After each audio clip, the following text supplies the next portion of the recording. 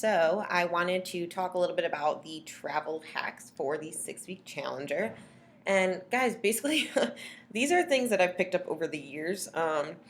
And it's really easy actually to travel and stick to your plan. It's just that it's a habit that most people don't take the time to form and like ferment into their lives. So, it really just takes practice. Like, I started looking at opportunities of taking like road trips and going to visit friends, like going on vacations as like opportunities to implement this and then get better at it each time. So as long as you're measuring your progress by like who you were yesterday and like the last trip you went on, then if you're improving, you're doing freaking great. So don't compare yourself to somebody you think is perfect when it comes to this. Just look at who you were yesterday or a week before and a month before, and if you're getting better, then you're on the right track.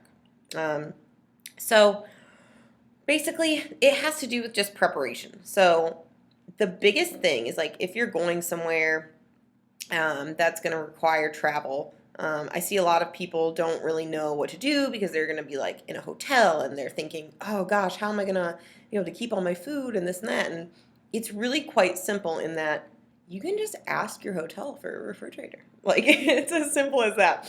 And if they ask, you just say that you have a medication that requires refrigeration. Um, this way you can store leftovers in there, or you can do something I do a lot is I'll go to like a local grocery store. If you don't have a car, you can Uber there. Um, Go there, grab some fresh fruits and veggies. So you have those. You can grab, some pre-made meat, lunch meat, stuff like that. It's really simple. I mean, you can pretty much put together any kind of meal if you have a refrigerator, right? So, aside from that, when it comes to like what can you bring on a plane, that's a question I get a lot.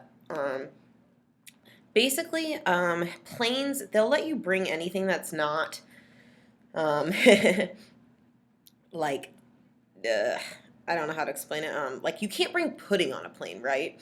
I brought protein pudding one time, and they were like, "This is considered a liquid." So learn that the hard way. Don't bring liquids. Don't bring protein shakes that are already like pre-shaken or pre-made.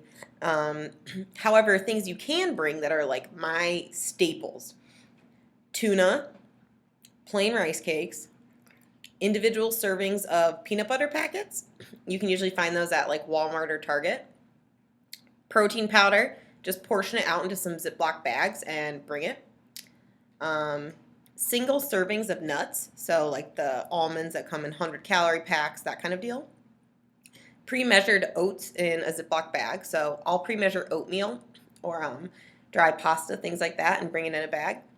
And then packets of stevia for emergency. So I always like to keep stevia and then like some pink Himalayan sea salt with me because wherever I go, it's like, they all have ketchup and sugar and honey and this and that. And I'm like, man, I just need my stevia and some sea salt. Like, or sometimes I've actually kept Mrs. Dash in my purse before. It's sad.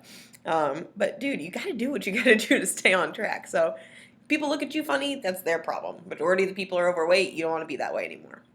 Um, and lastly, when you're traveling, biggest thing, people think that they're just craving stuff because they're like, oh, I'm tired because I'm traveling. But a lot of the associated quote unquote feelings of being tired actually have to do with you being dehydrated. Um, so once you've passed screening for a flight, if you're traveling, make sure you fill up a water bottle. So something I'll always do is bring an empty water bottle with me. And then once I get through, I fill it up before I get on the plane. And sometimes I'll even bring two if I don't have one that's big enough. Um, it's really important that you stay hydrated while you travel.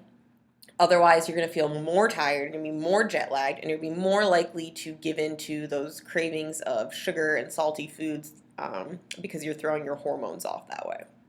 All right.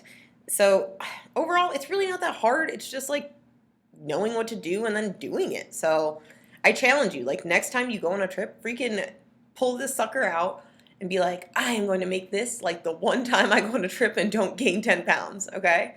Because there's no better time than now. So whether you're doing a trip during your 6 week challenge or after, like it makes no difference because you're gonna have to learn how to do this stuff the rest of your life in any situation.